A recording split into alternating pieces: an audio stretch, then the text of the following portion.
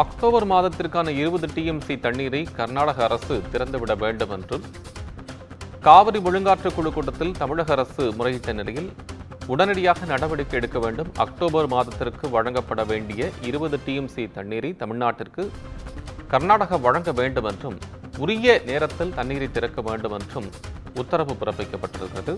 October மாதத்திற்கான 20 TMC தண்ணீரை உடனடியாக திறந்துவிட வேண்டும் என்றும் காவிரி ஒழுங்காற்று கூட்டத்தில் தமிழக அரசு வலியுறுத்திய நிலையில் கர்நாடகாவுக்கு அறிவுறுத்தல் வழங்கப்பட்டிருக்கிறது.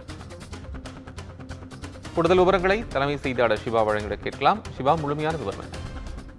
கோபால், காவிரி ஒழுங்காற்று குழுவினுடைய 102வது கூட்டம் புதுடில்லியில் இந்த தினம் நடைபெற்று முடிந்திருக்கிறது. குறிப்பாக தமிழகம், புதுவை, கர்நாடகா உள்ளிட்ட இந்த 4 மாநிலங்கள் இருக்கக்கூடிய நதிநீர் பிரச்சனை தொடர்பாக தீர்த்து கொள்வதற்காக ஒவ்வொரு மாதமும் ஏற்கனவே உச்சநீதிமன்ற உத்தரவுப்படி தமிழகத்திற்கு 177 டிஎம்சி அளவுக்கான தண்ணீர் திறந்துவிட வேண்டும் என்று தெரிவித்திருந்தாலும் கூட ஒவ்வொரு மாதமும் காவிரி ஒழுங்காற்று குழு கூட்டம், காவிரி மேலாண்மை ஆணைய கூட்டம் போன்றவை நடைபெற்று அந்த குழுவில் இருக்கக்கூடிய முடிவுகளின் அடிப்படையிலேயே தண்ணீர் என்பது திறக்கப்படுவது வாடிக்கையாக இருக்கிறது.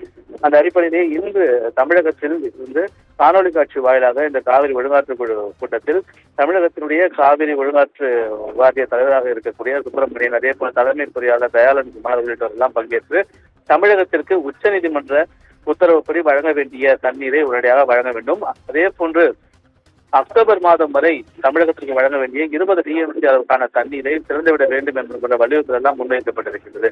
இந்த நிலையில் தான் காவிரி ஒழுங்காற்று குழுவினுடைய தலைவராக இருக்கக்கூடிய வினித் குப்தா உச்சநீதிமன்ற உத்தரவுப்படி தமிழகத்திற்கு தர வேண்டிய தண்ணீரை உடனடியாக கர்நாடகாவுக்கு திறந்துவிட வேண்டும் என்ற ஒரு அறிவுறுத்தலை தற்போது அவர் வழங்கியிருக்கிறார்.